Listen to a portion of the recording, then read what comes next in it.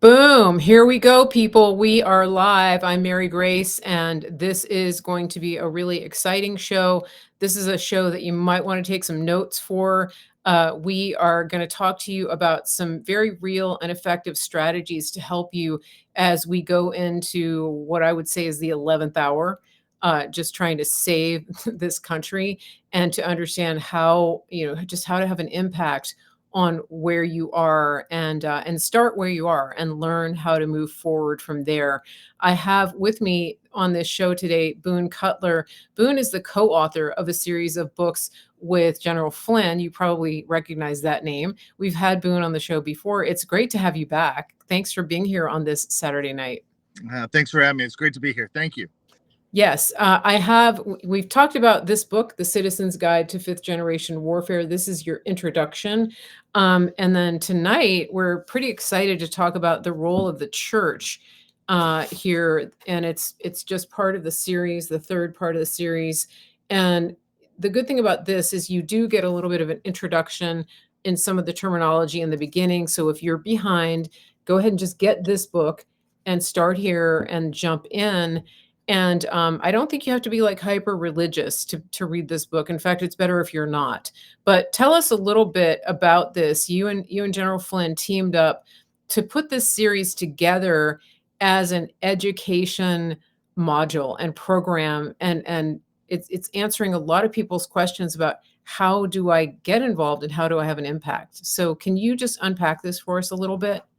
Yes, General Fund and I got involved in doing this project primarily from our military experiences because he was, we were standing in a hallway one day and it literally happened in a hallway. There's nothing spectacular about it. We're standing in a hallway and he says to me and a couple other people, he said, there's a real problem because every time I'm at an event, every time I get off stage, people tell me they feel so manipulated. They feel confused by what's happening. They feel tricked all the time. They Yeah. don't know what to believe. And I thought that was very interesting because at that time, his primary target audience that he was talking about, his audience, people he was talking to and about, were evangelicals. And it was interesting because at that time, my primary audience that I was talking to were veterans who's really across the board politically. Hmm. It could be left, could be right, could Sure. be evangelical, could be non-belief, could be anybody, as a veteran.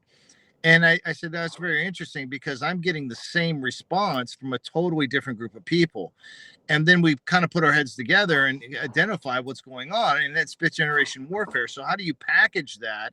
This non-kinetic, this very it focuses on the cognitive battle space of a Mhm. nation, not the physical terrain. And through the cognitive battle space, through changing how people see things, through Mhm. manipulation, then that changes a culture. And once the culture's changed, then you've taken over that country. So we talked about these things, and then it was like, okay, well, how do we roll this out in such a way we can get everybody on the same sheet of music? Because there's a lot of people who really get focused on one detail, and they're saying this is the it. And then there's another person who says, no, it's this thing. This is the it. I've convinced myself of it. I know this for sure. And then they're really both in the ballpark, but they don't realize they're in the same ballpark. And so what we did is we established these books as a way to tell people, hey, listen, here's the complete situation. You're both right, so stop arguing with each other.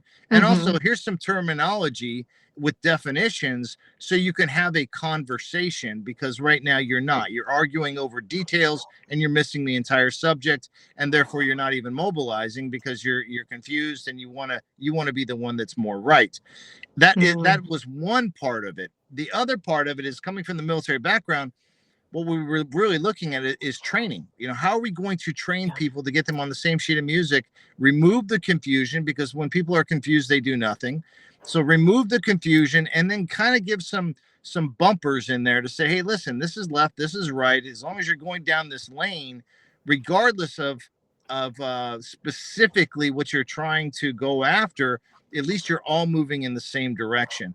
And that starts with conversation. There's no such thing as continuity of action until you have continuity of message.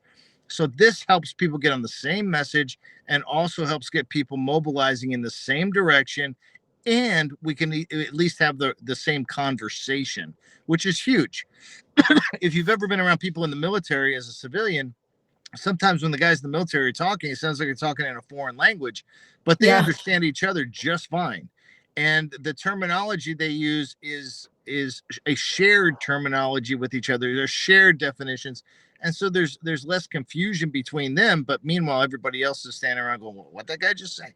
And that's kind of the point. Mm. These are people that came from a specific training and background, so they can get things done very quickly because they have the same frame of reference. What the guide does, session 1, session 2, and session 3, gives everybody a specific frame of reference that's universal, but also shows how it affects them specifically. That's great. That's really good, and I think that the question, of course, that we always get when General Flynn has helped people to embrace the idea that local action equals has national impact, and so it's great because now that we get that, we do have people asking that question, "What do I do?" And and so this is literally a handbook. It's a handbook for what do you do and how do you do it? And you and I were just talking off air before we came on, and I think one of the most effective ways that you suggested is to have a book club and to just go through this and talk about it because then you're not trying to coerce anybody to do anything. But what I've noticed is that everybody has a lane, everybody has a certain tendency towards certain gifts and areas that they excel in. And I feel like if you get enough people together, they're going to self-identify based on just reading through this what it is that they can do. Um, is that an accurate assessment of probably what you could expect? It's very much accurate. Again, going back to the military, not everybody does exactly the same job, but they Okay. are part of one cohesive unit working towards one singular goal. It's the same thing. So what we're doing is we're providing this information saying, hey, listen, here's the way things really work. Where do you want to plug in? Where can you Mhm. plug in? And then you make that decision for yourself. Like you said, nobody's trying to coerce you, but we're giving you an overview of things that are Okay. completely possible. Nothing in there is extrapolated out that's going to take something insane. They're literally things every single person can do, and you just decide what you want to do and to what degree you want to do it. Okay. Yeah, that's really good. And one of the things that we hear a lot when we talk about the conservatives versus the opposition is the opposition is very well organized and they're very coordinated and I believe that part of it is because uh they're not really always critical thinkers and they're not as independent. So there's a lot more collectivism in the mindset. And that actually works to their advantage because they really just take direction well. As conservatives, we have that reputation of being sort of like the loner, like the Marlboro man. And that can really hurt us sometimes because everybody is so independent. And we have a kind of we lean libertarian and we just want to do our own thing. And on that front, the opposition really has an advantage. And I think that one example of that is when you talk about what's going on with the infiltration of our country. And can we shift to that for just a second? Because there's a term in the book, and you use this in a Twitter Spaces last week. It's weaponized diaspora communities, and this is a big deal. It's something that Tucker Carlson talks about. He doesn't use that terminology, but he's taken a lot of heat for drawing attention to what's happening with immigration. And can you unpack that a little bit because you see it and you see what's happening from a strategic standpoint about how those communities are really being galvanized to change fundamentally the culture here in this country and in other Western countries? Right. Well, what we're talking about in session 3, when we talk about diaspora communities and weaponizing those diaspora communities, a diaspora, just think of displaced persons, okay? Displaced people that are they're displaced from their home nation, from their home country. And when you think about that, all the migrants that are coming into the country, whether it's from the borders, whether it's from from the ocean, wherever, however they're getting in, that's a diaspora community. Okay, now if we were gonna take a college course right now and we were gonna work towards a master's degree in like irregular warfare, like level 100 courses might be something like understanding psychological operation. Level 200 courses, we might be start moving into, influence, well, more than influence operations, but we might start move into, understanding lawfare and political warfare. And then right around the 300 level courses, we'd be looking at things like how to weaponize diaspora communities. And what that essentially means in layman's terms is you have all these migrants coming across, and within those population groups, there are people who are coming across with the expressed intent to do certain things, and there are other people that are coming across who are being identified to be recruited to do certain things that are going to be against the United States. I mean, talk about creating this great smokescreen of cover to be able to infiltrate, military age people, or even not military age. You got to get that out of your head too. Everybody always talks about military age males. Believe me, if you're talking about different types of operations, it could be anybody. So Mhm. they're coming across for the specific intent to create some sort of disruption, whether it's cyber, whether it's with a population group to be able to get them to rise up. It could be with sabotage. It could be in, criminal networks, getting inside of criminal networks and then motivating them to do certain types of activities. And what happens when some of these folks end up in the jails? Because I guarantee you, there's an intent to get some of them into the prisons specifically to co-opt those prison gangs to be able to do things Mm. up within the ranks, because they've already got a standing army in many ways. It's just a matter of co-opting them. So within these communities, those things can happen, and just basic disruption. Like let's pretend we've got someone from a foreign country, and they've been sponsored to come through here, and now they're in the United States. They've been given a cell phone, they still have contact to people back in their home country, and someone in the home country says, hey, I want you to walk down the street and start punching old people in the face, or we're going to kill your daughter, we're going to kill your mother, we're going to put them in the gulag, we're going to throw them in jail, we're going to we're going to hurt them. Well, the next thing you know, people are walking down the street punching people in the face. Just basic disruption. Now you can take that the other way and say, hey, Interesting. listen, you're going to go in here, you're having a hard time. Guess what? Now we're going to we're going to take care of your family, but you're going to do what we want. You're going to get convicted of a major crime, say arson, which is, yeah, that's an easy terrorist activity.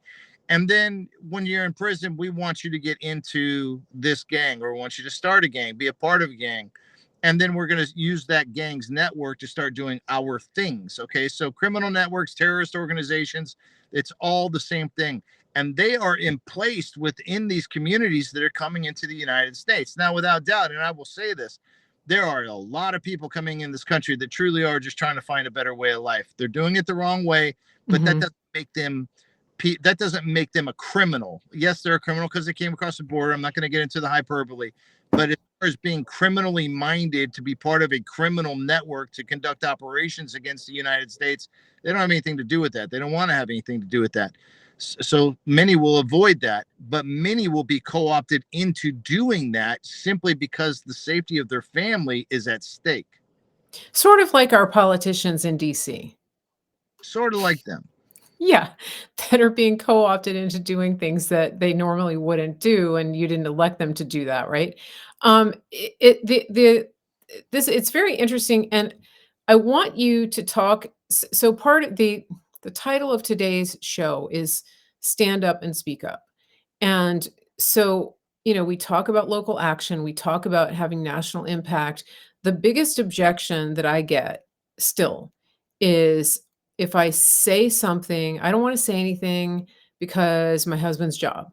I don't wanna say anything because, my neighbors. I don't wanna fly this flag because I don't wanna get in trouble.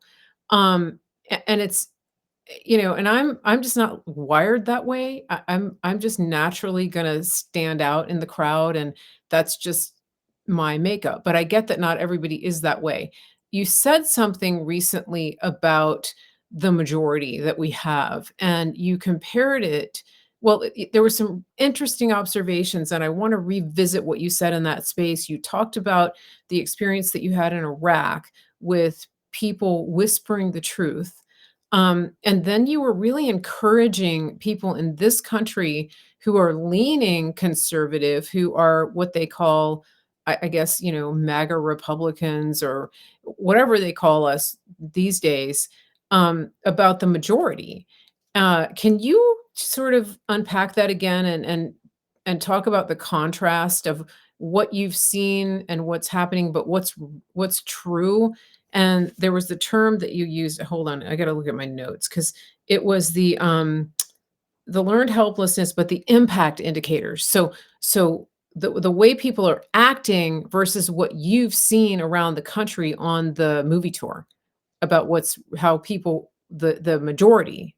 Yeah. That's a terribly worded question, but you're uh, tracking with me, and so I'm gonna let you go. with it. First of all, anybody who has not seen General Flynn's film should go see it. You know, Flynn, deliver the truth, whatever the cost. It's amazing. It explains so many things in context. You know, he was framed. It's, we talk about how it talks about how that happened in the film, and very, very detailed. Scott Weiper did a fantastic job as filmmaker on that. You can see it at flynnmovie.com. I encourage people to do that. It's on all the major streaming platforms. You can buy the DVD, you can rent it, you can own it at home, whatever you want to do. It's available for you, Yeah. flynnmovie.com. So I got to send a plug out for that.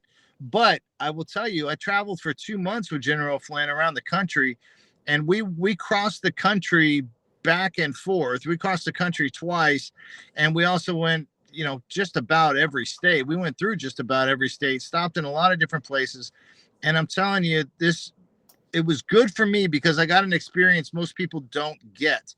And as part of that experience, I always talk about, and General Flynn and I always talk about in the books, we refer to as the physical domain. You have to get into the physical domain because so much of the cyber is contrived.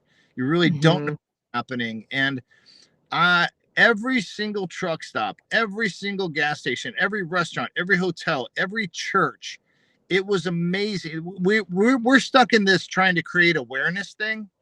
People are aware now. They Yeah. do, and it's a vast majority of people. Now, how can I quantify that? I quantify that by the atmospherics as we were traveling, as well as not just the places we were stopping. We're in an RV that's black, that says Flynn down the side of it, as big as a human being, with General Flynn's face on it. We didn't get any grief except for one place, and I'll tell you how bad that went. But we got a couple middle fingers in Florida. We got a lot of love every place we went. We got into Seattle, and some guy, his insult to us, and think about this, he really considered this an insult. He called us fucking patriots as an insult. Okay, I'll Poor take that. guy. Bless his heart. And that was it. And I'll tell you that the churches that are in the more left leaning areas of the country, they are so unified. They feel like the wolf is at the door, and they've hit the pain point. They're willing to do Mm. whatever needs to be done. They're, huge consumers of the Citizens Guide to Fifth Generation Warfare because it lays it out. We saw this over and over and over again. But I can tell you, and traveling across the country, we were in one place, I think it was Nebraska, and we pulled into the gas station, and guys go inside, grab snacks, do whatever. And this lady says, "What are you guys doing?" And I said, "Well, General Flynn's on his movie tour." She goes, "What's it about?" And I said, it's about how he was framed." And she goes, "Oh, great. It's about time. It's about time." And Wow. this is all about how the United States government framed him because he was going to expose certain things and I'll let you guys watch the film to get it. But It's really good. the whole reason this happened is because he was going to expose things that, I always say this, General Flynn doesn't just know where the bodies are, he knows who buried them. Yeah. And that was the deal, and the real deal. And you can find out more about that in the film. I But wanna say one thing about the film because 'cause I've got it up here on the screen. When you buy the DVD, the hard copy, which is not a bad idea, since the internet who knows what's happening with the internet. When you buy the hard copy, you get a code, to watch the online version of the film as well. So you get the digital and the hard copy.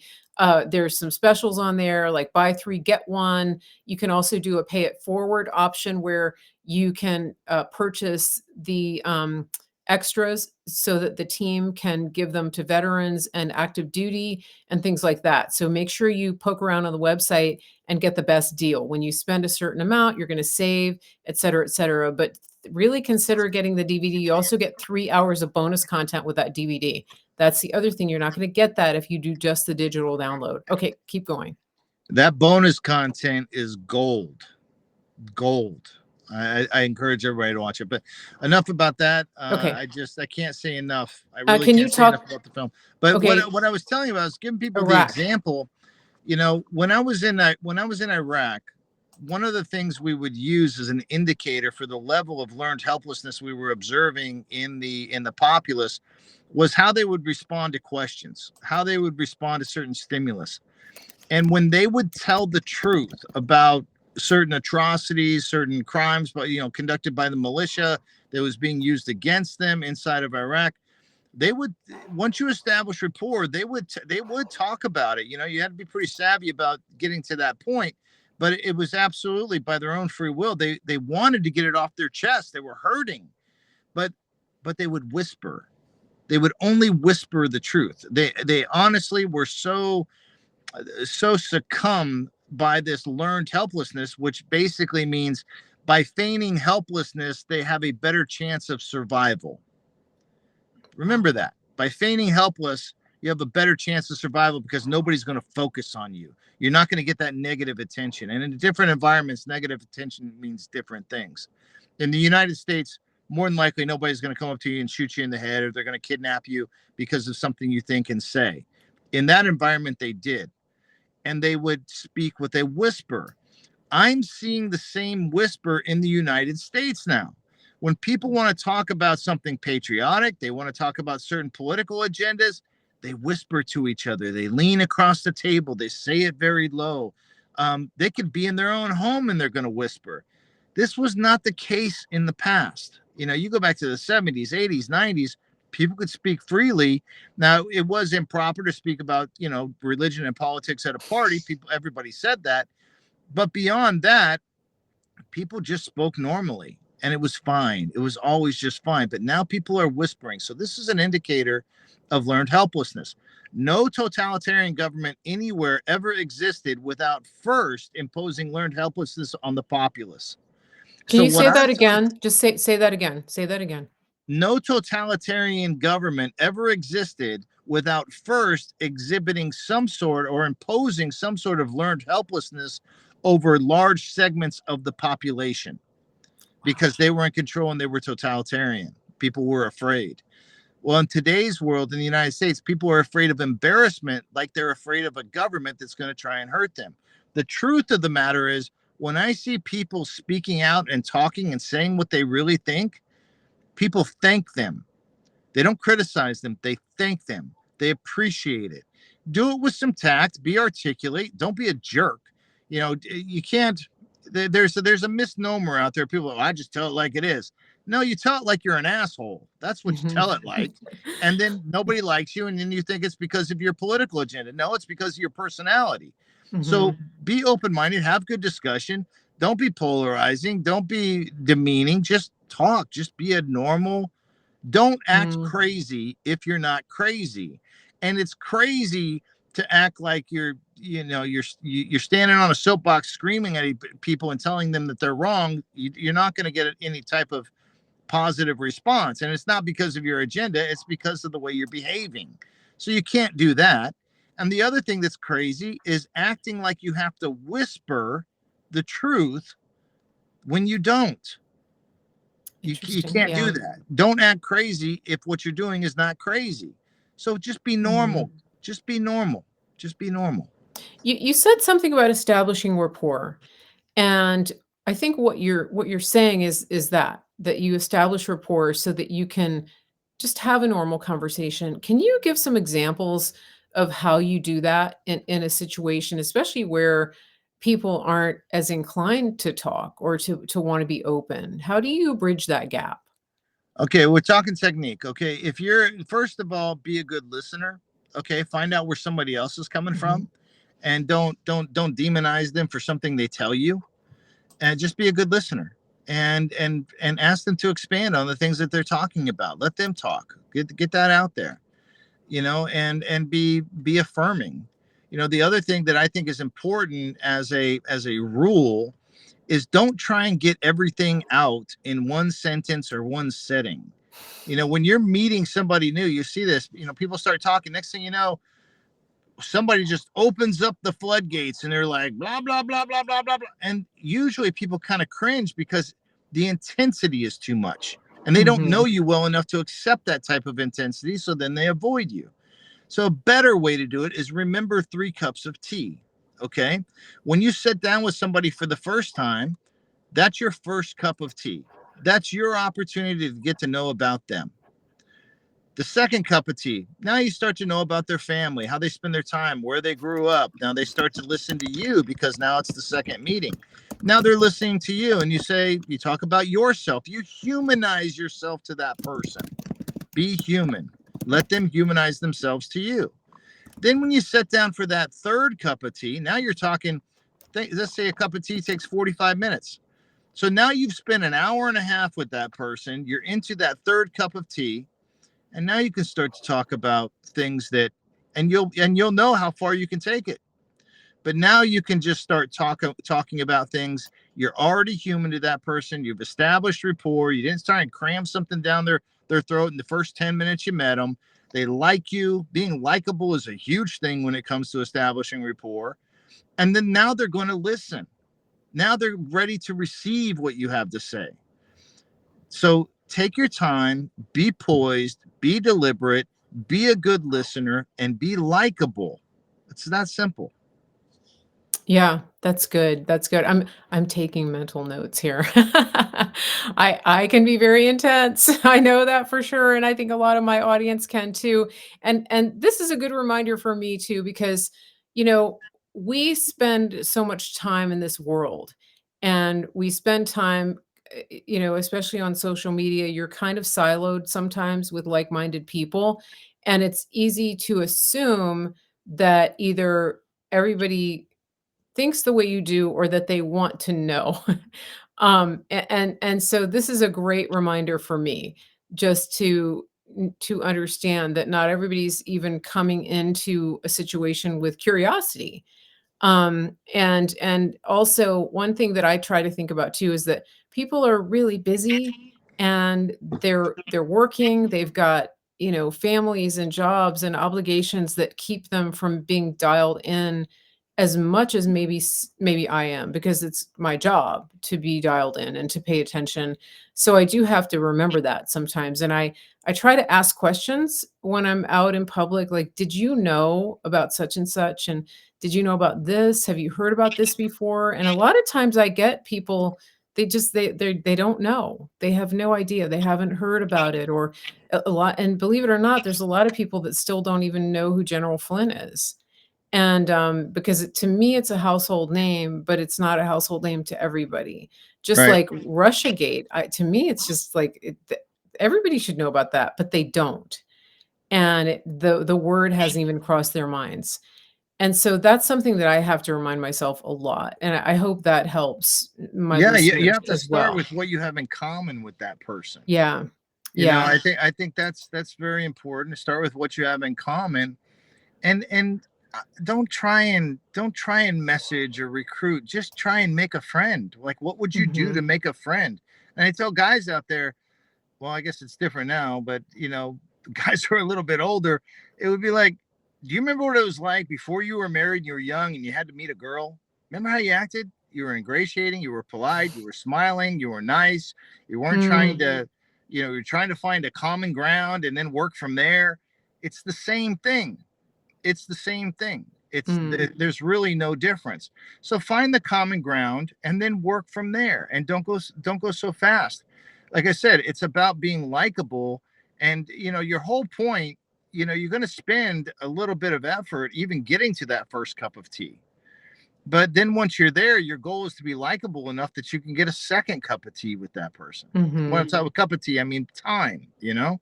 Sure. And they might need something. Say you're a mechanic. They're talking and they say, "Hey, oh my, yeah, I gotta get my brakes changed." Oh, really? I'll come over on Saturday. I'll give you a hand with that. Really? Mm. Hell yeah! Don't go to anybody. Don't go waste the money. I'll come over. I'll give you a hand with that. Okay, I would say that's a good way to make a friend. Mhm. So Yeah. be creative, look for these types of opportunities, and then when you get them, take them, and then you're building rapport. There's this whole thing about, I got to get in front of somebody, and we're standing in line at a coffee shop, and this is the opposite of the learned helplessness person, right? They're not whispering, they're looking at their phone, they see something, next thing you know, they're talking to the person next to them about something they have no idea about, and that person's just standing in line trying to, wait for their coffee. Mhm. That's a little rough. It's a little rough. And we never know what people have going on in their lives. You don't know if their mother has cancer and they're getting ready to die. They're on hospice. They're preoccupied with that. They don't need any more intensity. Their stem is already maxed out. They can't even consume what you're going to say. So these are all things that need to be evaluated, be creative, be likable, Mm. find a way to be helpful. And, Yeah, and, yeah. and then these things kind of happen. It's good. This is very, very helpful. In the chat here, guys, give us some feedback. Is this how helpful is this for you? What's your takeaway here? Let us know. We're on Facebook, we're on X, we are on Rumble. I see a bunch of people chatting in Rumble. I'm just not sure you're actually paying attention to what we're talking about right now. So it would be good if you would just redirect your attention so that people can really focus because Boone is giving us his time. He's really hopefully helping you to make some inroads in your neighborhood, in your families, in creating common ground with people that you run into either once or on a daily basis. Hopefully, building some of that rapport even in your neighborhood. The thing that I want to ask you too about is you mentioned something about situational awareness. Now, you've just given us a really good schooling on not being an idiot and establishing rapport.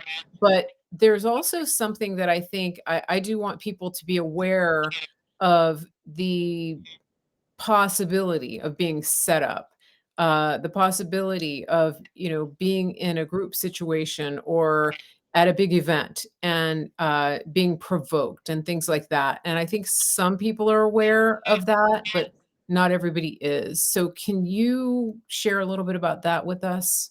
Yeah, we go pretty deep into that. Provocation as a tool for fifth generation warfare in session 3 in the role of the church. And basically it's there are groups out there that are going to try and provoke you to get you on camera to be able to use you as an influence product to say, I was at this event with this person and look how crazy they are. But they're not showing the video where that person was poking the bear before you got mad. Mhm. And when you do that, you give so much ammunition to your adversaries. Don't do that. Remember, protect your mind, control your emotions, be cool. Just ABC, always be cool. ABC, always be cool. Mm, If you mm, could just do that, it would really help a lot because as we're going into as these leftists become more desperate, these acts of provocation are going to increase. Don't be the person who falls prey to that. Don't do that. Be smart. Be cool. Be very cool. Always. ABC, always be cool, and you'll be just fine. I like it. I like it. And, we saw this during the 2016 campaign. There were people that were sent into the rallies and into the crowd, like the outside crowd. They were sent in to provoke. And a lot of times they're not what you would think. They're not what you would expect. So they would have sort of like an older lady in a wheelchair, and they would use that person to provoke a reaction, and somebody would have an emotional reaction, and then it would be filmed, and then the narrative was, oh, these Trump supporters are violent. When in fact the whole thing was a setup. I remember stories like that. Is that the kind of thing you're talking about? And it would be filmed, and then it would be broadcast everywhere. Do you Yeah, remember that? you just don't be anybody's fool. You know, if you're in public and you're at, Yeah. if you're at an event, something like that, obviously that's going to be a target rich environment for people trying to do these types of things. And there's plenty that will assume they will. And when they do, just be cool, be Mhm. polite, or just disengage, walk away. You know, if you get these provocateurs in areas, and the next thing you know, people just get away from them and ignore them, and then Mhm. film them just doing that. Now you're Yeah. turning the tables, and that's smart. That's smart. Be smart. Be Yeah. cool. Be smart. Good, I like it. I have a question from Rumble that I think is really good.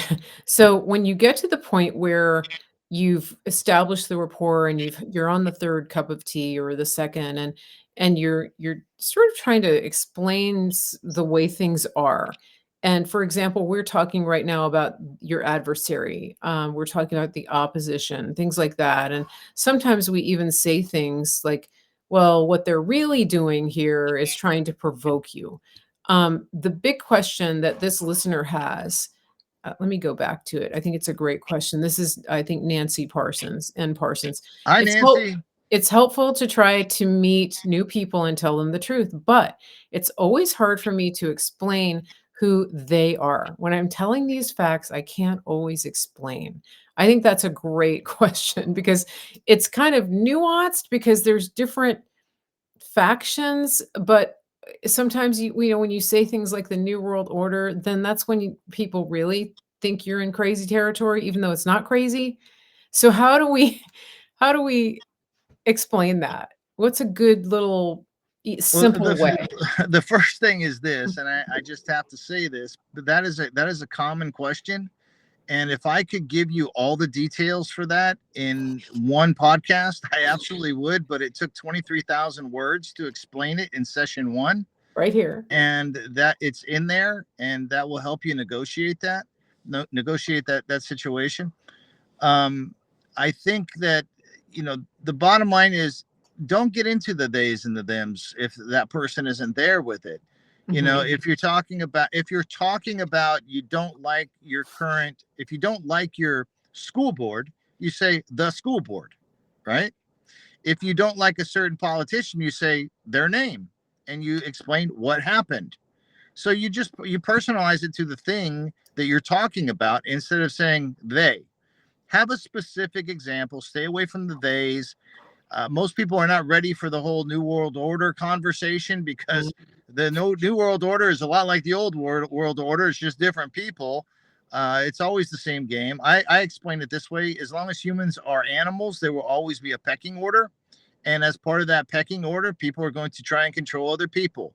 So when I explain it in the context, if you're going to use a generality like they, I think the general description I just gave you as the pecking order is easy for people to understand, because they go, yeah, there always is a pecking order. Yep, and there's a group of people that's at the top of that pecking order, and I just don't think that they have our best interest at hand. That's a good way that Yeah, kinda keeps you. it's easy to swallow that way. And once you get through session one and you answer all the questions, because that's important. At the end of each chapter, there's chapter questions. It'll keep you oriented. In the begin at the open up the front cover. Yeah. You'll see these QR codes on the clock. Those QR codes are very important. Each one of those is a different lesson. It's a different tutorial that's relative to what's going on. So check that out. That's important. Some of them are movie Is it trailers. are there QRs in this one or in the, church one? Right there, 5GW. Open up the front cover. Well, sorry, I skipped it right over. Okay, Yeah, right there. right there. Yeah, that'll Okay, keep you busy, but it'll get your okay. mind wired. It'll get your mind wired, and I that's have to show important. this part too because I got you Hey, look at that. and I got GF. So, very fun. Um, little squirrel. Okay. So here's another thing that's interesting. This is a comment from Jace on YouTube. Hey, Jace. You're talking about the provocation, and he says, "I work for a he. I think it's a he. I work for a government office, and the newest training is First Amendment training for YouTubers who show up with a camera and try to provoke employees." Interesting. That Yeah. So it's a thing. Who is going to be probably the if you look at that, the role of the church, the reason we put that provocation into the role of the church and explaining it and explaining how to deal with it is because you're hearing this phrase out there, Christian nationalists, and they're demonizing it. Okay. And when they're demonizing, they're talking about people who are like so far in the stratosphere. I don't think very many people even agree with them, but they're putting that definition on everybody who happens to be a Christian, everybody who happens to love their country. Mhm. And when that happens, when you're seeing that type of demonization, that messaging starting to increase, that is literally there to cause agitation for the express purpose of some point in time creating the provocation and then saying, see, look, that person's a Christian nationalist. Look how crazy they act. Don't fall into those traps. Learn, learn, learn, learn. Good, good. I like it. And for those of you who are just listening and you're not looking at the screen right now, I've been putting up a couple of images. I've been posting some QR codes so that you can link directly to the books we're talking about and to the film, the General Flynn movie DVD. The website for the books. Hold on just a second. Let me just make sure I have this right. The website for the books. You can go to generalflynn.com for any of this, and there's links to the movie. Just make sure you use promo code Mary Grace. There's also a website, flynnmovie.com, promo code Mary Grace, and you can order from any of those links. And remember that you're going to get the buy three get one deals. You're going to get a deal if you spend over a certain amount. The DVD comes with tons of bonus content, and we want you to have all of the information you can get. We know that lots of people are on fixed budgets right now. Things have gotten so expensive. I'm not trying to push product on you, but if you are wanting to take this to the next level, if you know somebody that's ready for this information, this is a good way to gift it to them and to even invite people to do a book club, to get a little more involved and to understand and take things to a deeper level. Again, I'm not trying to push things down your throat, but the resources are here. So when you're ready and your budget allows, this is where you find it. Okay. Generalflynn.com or flynnmovie.com. Use promo code Mary Grace. It's all right there for you. And you can buy the books in a bundle. You can get all three of the books.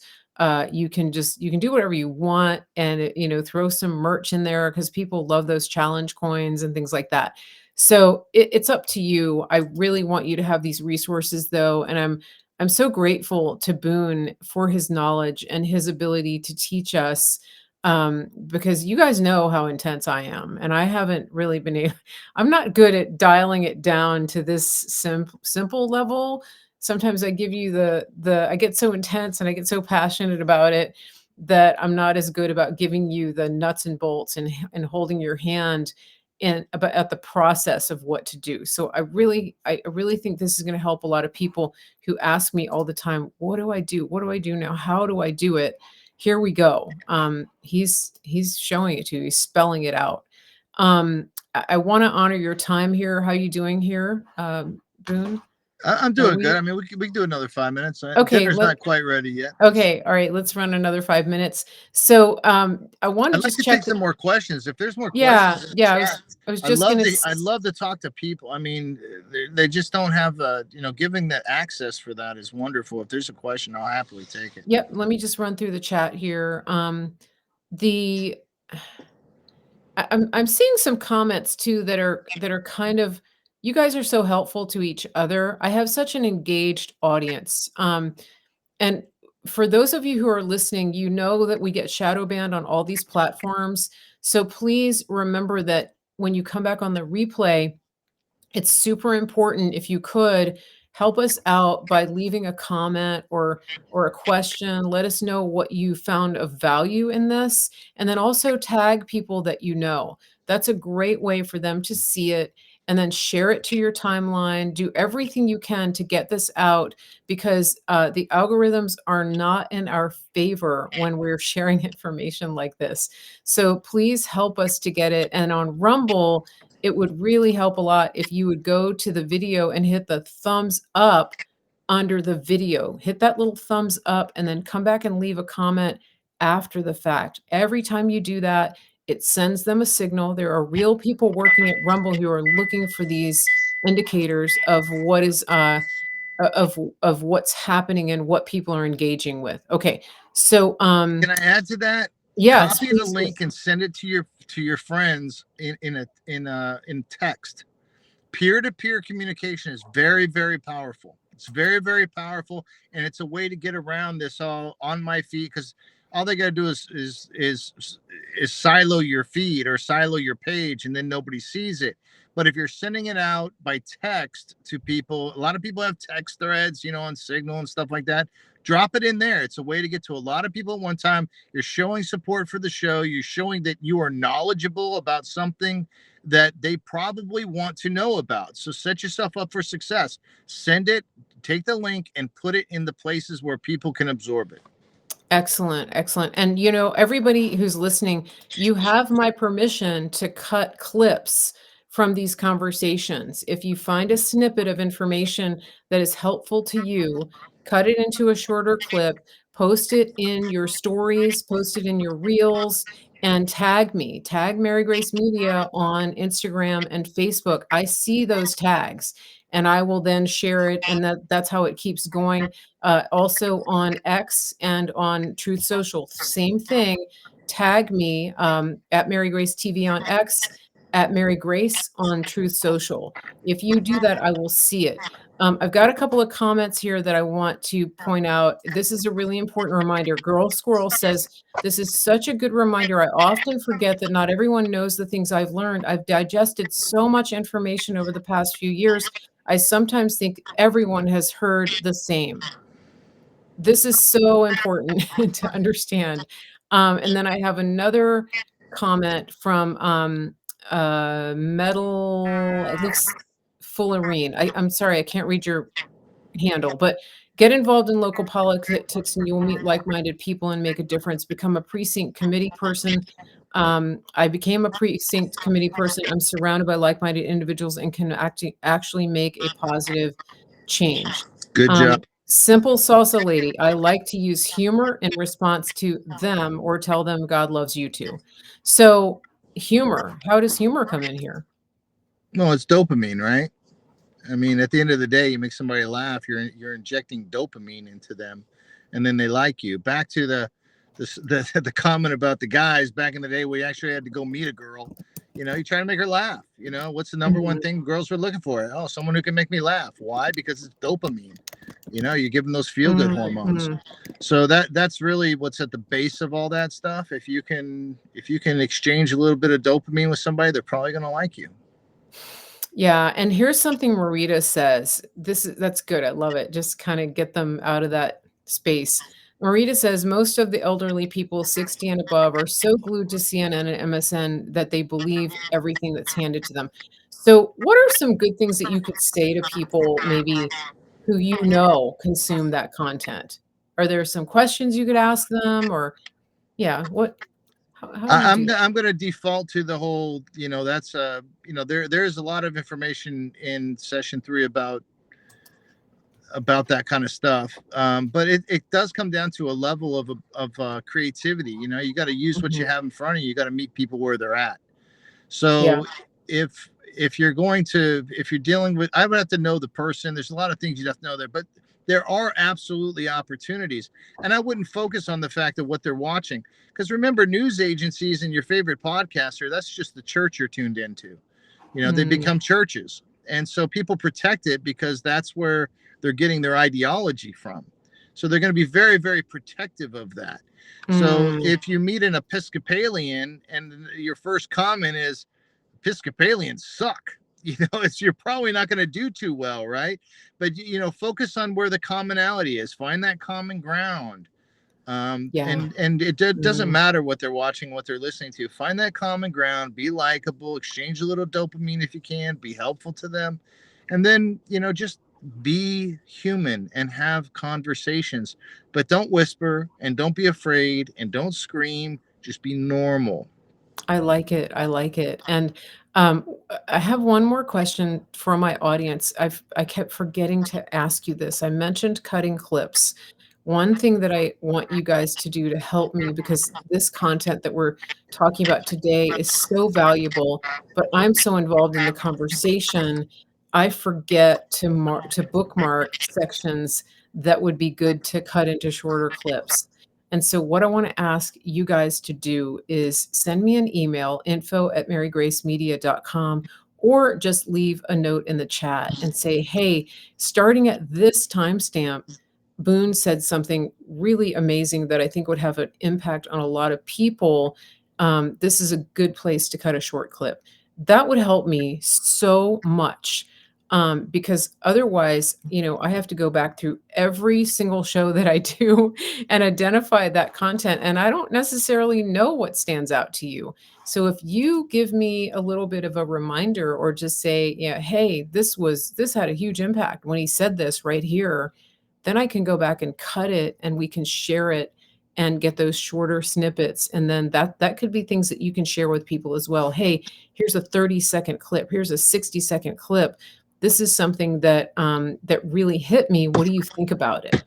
Those are ways to start conversations as well, and you're not asking somebody to go and listen to a whole long video of somebody they've never even heard of, right? Yep. Yeah. I mean, really, who's got it? If somebody sends me 3 videos a day and they're each an hour, I just don't have 3 hours. Yeah. I Yeah. don't. But I'd everybody's like gonna to. I wish I scroll. did, but I wouldn't get Yeah, anything else done. oh, it happens to me all the time too, but everybody has time to open up and scroll and look at a reel on social media or whatever platform you're on. Yep. It's super simple, and those platforms are actually promoting those as well.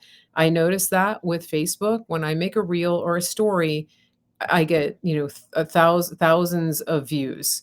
And so let's work within the strategy of what's available to us, and let's take advantage of, what these platforms are doing. We often find ourselves fighting against them, but, Facebook gives me suggestions and I follow their suggestions because that tells me this is the kind of thing they want to promote and they're going to show it to more people. And so I'm taking advantage of what the battlefield is how it's helping me. I'm using it to my advantage to help me so that I can help you. Does that make sense, everybody? We're being smart, we're being strategic. So, any last words, Boone, on what we are going to, what we've got for the listeners today? This has been so valuable. I really appreciate your time and expertise here. Yeah, I do have something. I have a challenge. I have something that I want Okay. people to consider. We're in this digital space all the time. Get into the physical domain. Be people with other people. There was a time when people would have potlucks, and it was a normal thing. You'd have potluck dinner at your house. That was a normal thing. There was a time when people had block parties. That was a normal thing all across the United States. 4th of July, there was always a block parties. There's several of them in town. People would get together. We got to bring that back. Find 4 or 5 of your friends, have a no phone potluck. Tell them, come on Mm. over, leave the phone in the car. We're going to be people. They will appreciate it immensely. Have a no phone potluck. Enjoy that. Just do that and see what happens. Call it an experiment. Call it an adventure. Call it whatever you want, but call your friends, get them over, tell them, leave the phone in the car. I love it. I love it. Let's leave it at that. And thank you again, everybody. I want to thank my moderators on my platforms. I want to thank everybody that's been here tonight that shared this. Thank you, Natalia, for putting the email in that Rumble chat. I have, I think, one of the best audiences in all of social media. I'm just going to say that right now. In all of podcasting, everybody's so engaged, and that actually helps me to do what I do, and I just really appreciate it. And thank you again, Boone Cutler, for coming on. How do people find you in the digital space? Just look me up. I got a website. I'm on social media. I don't always get back to everybody right away, but I do my best. But just check out where I'm at. You can find me, and I look forward to meeting everybody in the physical domain. If I'm at an event, come out, shake my hand. I'll shake your Yeah. hand. We'll chop it up a minute. Get to know each other a little bit. I enjoy doing that probably more than just about anything. And I agree, one of the things that I love when I'm out in public, this happened to me recently. I was at a training, and I had people come up to me and they're like, "Oh my gosh, you're Mary Grace. I know your voice. I've seen your videos." And I think you feel the same way, Boone. It's like we're not celebrities. We're just doing something that puts us in the public eye. And so I always love when I meet people who are actually listening to what I have to say and who are taking value from it, because that's why we're doing it. I'm not doing it to be on a pedestal or to be this untouchable person that you can't say hello to. And I know that you're the same way because I've met you and talked to you at these events. General Flynn's the same way. And so, we're people. We're real people, and we're doing something that God has chosen us to do in a way that makes it public. That's the only difference between me and those of you who are listening. So please always say hello. Listen, thanks again, Boone, for being here. Appreciate you so much. And everybody have a wonderful evening and watch this space. We'll be back with more great content. Stick around so you can hear from our sponsors here. Love everybody. Share, share, share, like, subscribe. Bye. Listen, your health is your best investment. We have a country to save, and we need people who are in the best shape of their lives, physically, mentally, spiritually. Why not connect with a team who cares about you on every single level from the inside out? Official Synapse is that team. OfficialSynapse.com. It's official, SYNAPSE.com. Tell them Mary Grace sent you, and they will treat you like family. If you're like most people, you really probably haven't thought about transferring your paper dollars into physical gold and silver. But I want to tell you a story. My friend Andrew Sorcini over at Beverly Hills Precious Metals, he recently went overseas and he wanted to buy a watch. He likes fine watches. He took 3 currencies with him. He took gold, he took Bitcoin, and he took American dollars. Now, there used to be a time when the American dollar was king. I remember that when I used to travel overseas. Everybody wanted dollars. The people that he was dealing with would not take his dollars because the dollar is so devalued around the world. They wanted the gold. So this is what I recommend to you. I want you to think about this. If you have cash in the bank, if you have an investment account that you have worked hard for years to accumulate, consider the value of converting that money into physical gold and silver. You're not buying something that's losing value. You're changing those worthless dollars into a tangible physical asset that will go up in value, which it has done historically. Here's what you're going to do. You're going to go to bh-pm.com. The first thing you're going to do is schedule that free consultation. Second thing, just think rationally about this, pray about it, go to the Lord, see what the best decision for you and your family is. I can't tell you that. I don't want to pressure you into that. What I do know is don't be scared, be prepared. And so the third thing you want to do is make a decision for you and your family. Make a decision, take action. bh-pm.com. Let them know Mary Grace sent you. When it comes to food, we really want to be aware of what is in the food that we're consuming. And that includes different types of technologies, jibber jabbers, technology that can alter your genetic makeup. And this is why we want to focus on American grown beef that isn't injected with things that you wouldn't put into your own body. We really don't know what tomorrow is going to bring. We saw 4 years ago what happened when the whole country shut down and people couldn't even go to the grocery store. We saw what happened when meat and other foods were rationed, and that could happen any day. We want you to be prepared. We want you to take action. And one of the best ways to do that is to secure food for yourself and your family. What better way than to go to griddownchowdown.com, use promo code Mary Grace, get a sustainable, reliable, shelf-stable source of high-quality American beef. All you do is go to griddownchowdown.com, tell them Mary Grace sent you, put your order in the basket and check out, and you're good to go. The other thing you can do is you can get a subscription. If you do a subscription, you're going to get this freeze-dried beef delivered to your door every month. and you're going to save a little bit while you do that. You're going to stockpile it, or you can just cook with it. Some people are just using it for their regular cooking. It's really up to you, but it's super convenient because it's freeze dried and it's shelf stable for 12, 15 years or more. Go to griddownchowdown.com and use promo code Mary Grace. I just want to give a shout out to everybody who watches this show. Thank you for being a participant. Thank you for being a loyal audience member. I just want to remind you, if you like what you've seen, please share this, and don't forget to subscribe, turn on your notifications, and also sign up for my email list so you never miss a show.